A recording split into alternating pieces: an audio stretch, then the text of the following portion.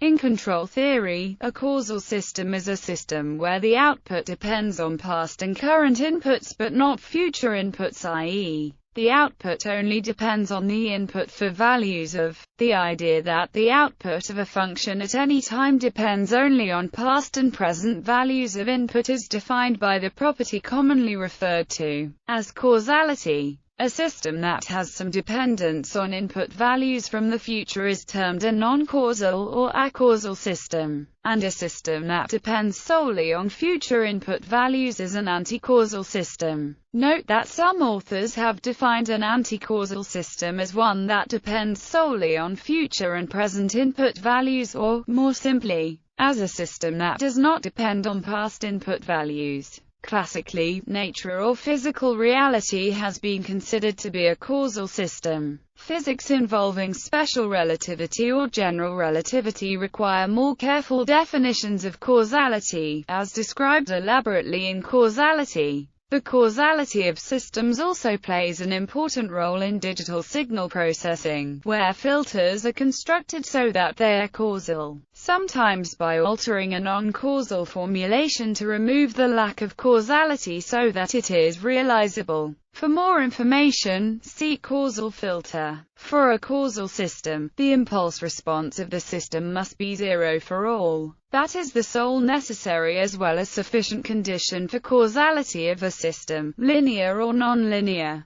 Note that similar rules apply to either discrete or continuous cases. Mathematical definitions. Definition 1. A system mapping to is causal if and only if, for any pair of input signals and such that the corresponding outputs satisfy. Definition 2. Supposes the impulse response of the system. The system is causal if and only if, otherwise it is non-causal. Examples. The following examples are for systems with an input and output. Examples of causal systems: memoryless system, autoregressive filter. Examples of non-causal systems: central moving average. Examples of anti-causal systems: look ahead.